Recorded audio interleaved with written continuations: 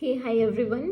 So, this is chapter 9 of class 6 science NCERT. The name of this chapter is The Living Organisms and Their Surroundings.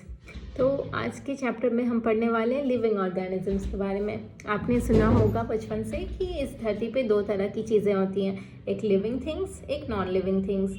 Living things वो चीज़ें होती हैं जिनमें कि life possible होती है, मतलब they are able to breathe, they are able to eat, they are able to grow and develop, do reproduction and they are, मतलब उनके बॉडी में केमिकल चेंजेस हो रहे होते हैं जिससे कि उनका मतलब लाइफ कंटिन्यू होती है। तो जिस भी चीज़ों में लाइफ है दैट इज़ लिविंग ऑर्गेनिज्म, और आज हम उसी चैप्टर के बारे में पढ़ने वाले हैं। तो सबसे पहले different types of plants and animals live in different places. हमारे आसपास बहुत तरह की चीज़ें हैं और उसमें तरह तरह के जानवर यानी कि एनिमल्स और प्लांट्स दैट इज़ हमारे पेड़ पौधे मौजूद होते हैं। The place where an animal lives is called its habitat. ऐसी जगह जहाँ पे कोई भी इंसान, कोई भी ऑर्गेनिज्म, कोई भी प्लांट, एनिमल रहता है, उस इन्वायरमेंट को, उस जगह को उसका हैबिटेट बोलते हैं। Organisms are suited to their habitats by special features called adaptation.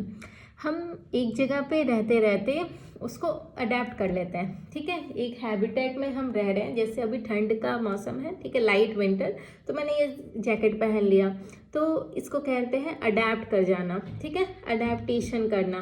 तो हम किसी भी इन्वायरमेंट में, हैबिटेट में रहने के लिए वहाँ पे अडेप्टेशन करते हैं, ठीक है, और फिर हम वहाँ रह पाते हैं। तो हैबिटेट क्या है? The natural place where a living organisms lives and grows is called its habitat.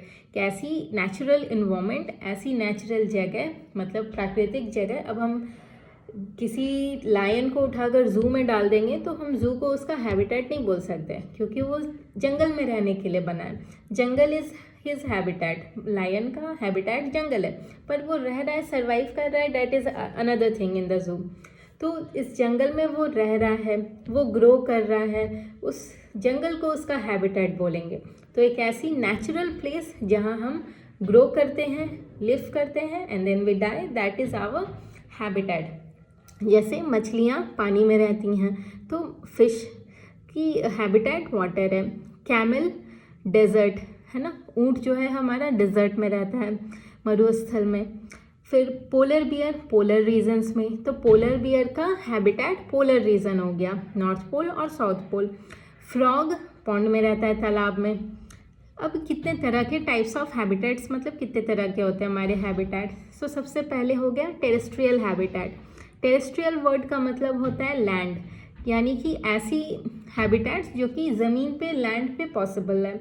Number 1 is desert. तो ऐसी जगह जहाँ पे रेनफॉल थोड़ा कम हो, सैंड ज़्यादा हो, और दिन का वक्त बहुत हॉट हो और शाम का वक्त बहुत ही ठंडी हो।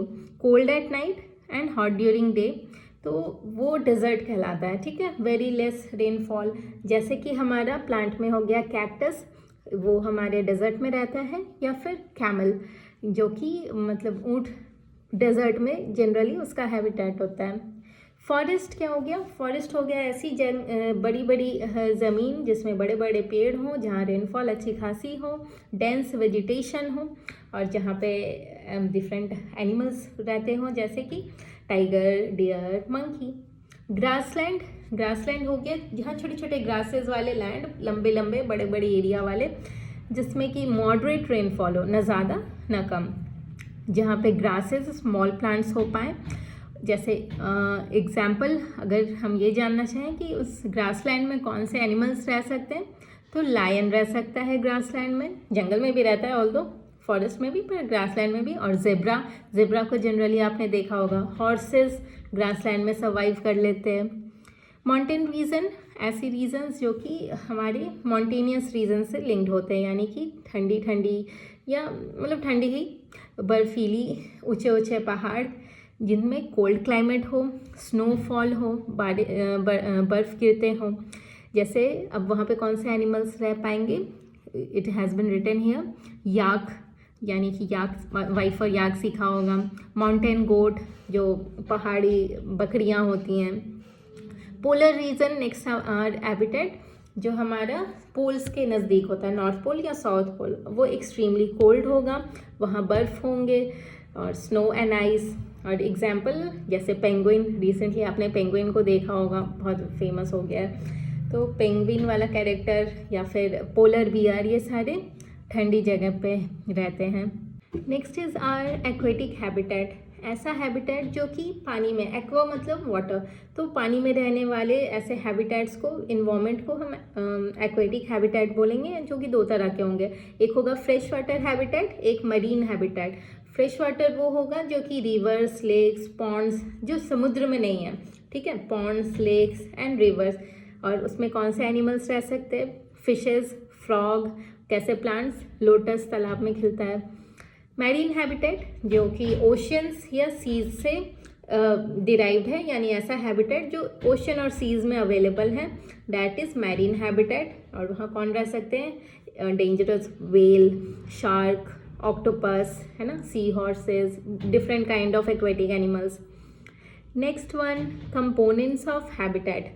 अब हर एक हैबिटेट में यानी इन्वायरमेंट में हमारे आसपास जहाँ पे रह रहे हैं वहाँ पे दो चीज़ें अवेलेबल हैं, एक बायोटिक कंपोनेंट, एक अबायोटिक कंपोनेंट।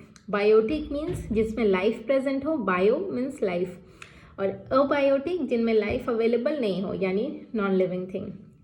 तो बायोटिक कंपोनेंट्स क्या हो सकते हैं? प्लांट्स हो सकते हैं, एनिमल्स हो सकते हैं, और माइक्रो ऑर्गेनिजम्स जो छोटे छोटे जिनमें लाइफ पॉसिबल है but we are not able to look at them with our naked eyes, हमें उनके लिए माइक्रोस्कोप की ज़रूरत होती है। पर सिंस उनके पास भी लाइफ है, so they are also under the biotic component of any kind of habitat.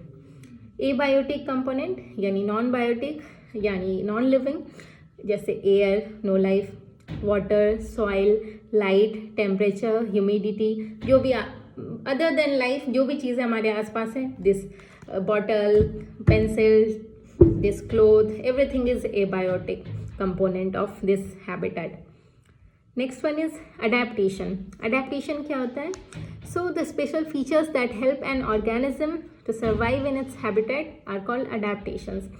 सो ऐसी कोई भी फीचर, ऐसी कोई भी आदत, ऐसी कोई भी कैरेक्टरिस्टिक जो हम अपने अंदर डेवलप करें और वो हमारे हैबिटेट में हमें सेटल होने में मदद करे, उसको हम कहते हैं अडेप्टेशन। हम बोलते हैं ना, हम रहते रहते अडेप्ट कर लेते हैं। ठंडी जगह गए तो रहते रहते ठंडी जगह में अडेप्ट कर लेते हैं, और गर्म जगह में आ गए अगर ठंड से तो धीरे धीरे गर्मी वाले इन्वायरमेंट को अडेप्ट कर लेते हैं, बॉडी अडेप्ट कर लेती है। That is adaptation to help an organism survive in its habitat. For example जैसे कैमल, उनके लंबे लंबे लेग्स होते हैं और हम्प होता है, जो लेग का नीचा वाला हिस्सा होता है उसका एरिया ज़्यादा होता है हम्प, ताकि प्रेशर कम लगे और जो हमारा कैमल है उसका लेग डेजर्ट में अंदर ना जाए, वो आसानी से उस पर वॉक कर पाए, ठीक है। फिशेस के पास फिन होते हैं और गिल्स। अब हमें चाहिए लंग्स में ऑक्सीजन, तो अनदर काइंड ऑफ, मतलब हमें चाहिए प्योर फॉर्म में ऑक्सीजन, लेकिन फिशेस को चाहिए डिजॉल्व फॉर्म में यानी कि पानी में, तो उसमें होता है गिल्स लंग्स के जगह, है ना। तो फिन्स और गिल्स ये सारे फिशेस का पार्ट हो गए। पोलर बियर, पोलर बियर का क्या होता है, उसे ठंडी जगह में रहना होता है, तो उसका जो फर है वो बहुत मोटा मोटा थिक फर होगा, उनके बॉडी पे फैट का अच्छा खासा लेयर होगा ताकि वो ठंड से बचा पाए। Okay, adaptations in desert animals and plants. So अब हम डेजर्ट में रहने वाले एनिमल्स और प्लांट्स में क्या क्या अडेप्टेशन हो जाते हैं ताकि वो हैबिटेट में सर्वाइव कर पाएँ, उनके बारे में पढ़ेंगे। Number 1 is camel. कैमल क्या है? कैमल एक डेजर्ट एनिमल है, जैसे बताया, we can call it a ship of desert, ship of desert, है ना। तो इसमें क्या क्या अडेप्टेशन हो जाता है ताकि वो डेजर्ट में रह पाए?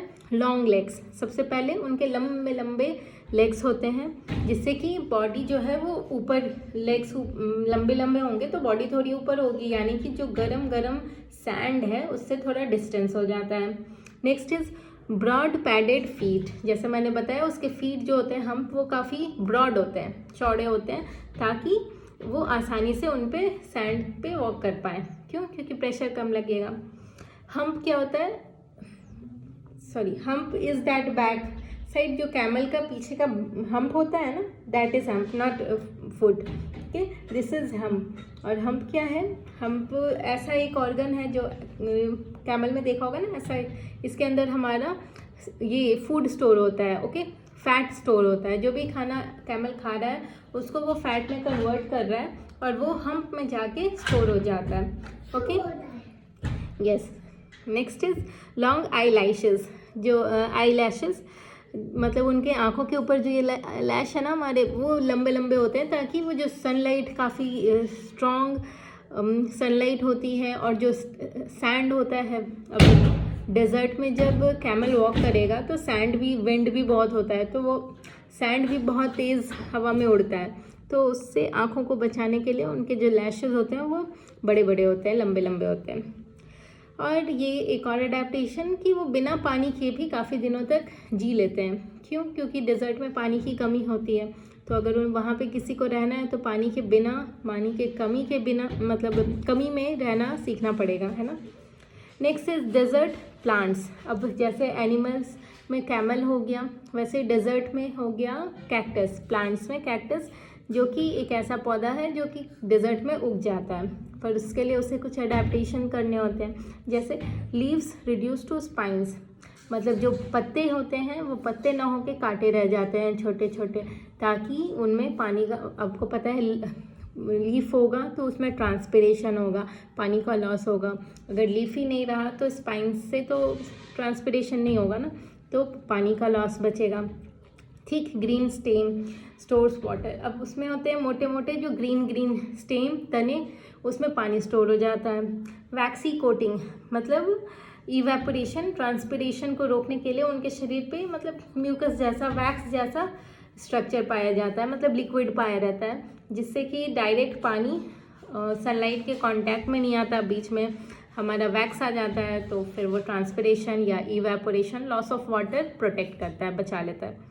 Deep roots absorb water. अब उनके जो जड़ होते हैं वो काफ़ी नीचे तक जाते हैं, क्योंकि डेजर्ट में पानी भी काफ़ी नीचे होगा, तो पानी एब्जॉर्ब करने में मदद करता है deep roots. Next is adaptation in aquatic plants and animals. अब पानी में रहने वाले जो एनिमल्स एंड प्लांट्स हैं वो पानी में कैसे रह रहे हैं, उनके लिए क्या अडेप्टेशन किया उन्होंने। तो नंबर 1 इज़ फिश। फिश की सबसे पहली तो उनकी स्ट्रीमलाइन बॉडी होती है। स्ट्रीमलाइन बॉडी कहने का मतलब नाव के आकार का बॉडी, जो कि पानी में आसानी से फ्लोट करने में, तैरने में, स्विम करने में उन्हें मदद करता है। फिन्स होते हैं जो साइड साइड में हमारे ये फिन्स होते हैं ना मछलियों के, वो स्विमिंग में मदद करते हैं उन्हें। फिर गिल्स, मैंने बताया था गिल्स जो होता है वो ऑक्सीजन को डिसॉल्व फॉर्म में ले पाता है, यानी पानी में घुला हुआ ऑक्सीजन को ले लेता है फिश के अंदर, ताकि वो सर्वाइव कर पाए, रेस्पिरेशन कर पाए, है ना। Taking in oxygen, releasing out carbon dioxide. आगे की बात मैं हायर क्लासेस में बताऊंगी, तो फिलहाल इतना ही आप समझो रेस्पिरेशन। स्केल्स, उनके ऊपर स्केल्स होते हैं ना मछलियों के जैसे, टाइल्स जैसे स्ट्रक्चर्स, वो उन्हें प्रोटेक्ट करते हैं, प्रोटेक्शन का काम करते हैं। Next aquatic plants. अब पौधे जो पानी में उगते हैं जैसे वाटर लिली, लोटस, उनमें क्या होते हैं ब्रॉड लीव्स। उनके पत्ते बहुत चौड़े चौड़े होते हैं, ताकि वो चौड़े होंगे तो आसानी से पानी पे एरिया ज़्यादा होगा तो फ्लोट कर पाएंगे, है ना, तैर पाएंगे। वैक्सी सरफेस, उनके भी ऊपर में वैक्स लाइक स्ट्रक्चर होता है ताकि पानी उनमें चिपक ना जाए। एयर स्पेसेस, उनके अंदर काफ़ी ज़्यादा अंदर में हवा भरी होगी, एयर स्पेस होगी, उससे क्या होगा ना कि बॉडी थोड़ा लाइट वेट हो जाएगा, और बोएंसी मतलब नीचे से जो बॉडी को सपोर्ट करती है तैरने में फोर्स, वो मेंटेन हो पाए, तो आसानी से बोएंसी मिलती है, आसानी से वो फ्लोट कर पाते हैं, क्योंकि उनके अंदर हवा ज़्यादा होती है, एयर स्पेसेस ज़्यादा होते हैं। Next is adaptation in mountain region animals. Mountainous regions में, पर्वत पहाड़ों में रहने वाले एनिमल्स, उनमें क्या हमारे मतलब ठंडी जगह में रहने के लिए क्या अडेप्टेशन हो सकता है। तो जैसे याक है, याक का थीक फर, मैंने बताया था अगर ठंड से बचना है तो फर थोड़ा मोटा होता है, उसी फर को हम आगे जाके फिर वुलन क्लोथ में भी कन्वर्ट कर लेते हैं, हमने फाइबर टू फैब्रिक में पढ़ा था। तो ये प्रोटेक्शन फ्रॉम कोल्ड करता है। Then large lungs, large lungs अगर होगा मतलब लंग्स बड़ा होगा तो उसमें ऑक्सीजन कंटेन करने की कैपेसिटी भी ज़्यादा होगी। क्यों? क्योंकि माउंटेन रीजन पे जैसे हम ऊंचाई पे जाते हैं ना, अर्थ से ऊपर होते जाते हैं, तो ऑक्सीजन कम होते जाता है, यानी ऑक्सीजन की मात्रा कम होगी। तो अगर हमारे पास लंग्स ज़्यादा बड़ा है तो उसमें ऑक्सीजन ज़्यादा स्टोर हो पाएगा, यानी कि जब याक बहुत ऊंचा चला गया तो भी वो ऑक्सीजन धीरे धीरे लंग्स से ले पा रहा है, ठीक है, large lungs. Then mountain goat, अब जैसे जो माउंटेनियस गोट्स होते हैं उनके भी क्या क्या, एक तो फर मोटी होगी ताकि उस फर से उनको गर्मी मिल सके।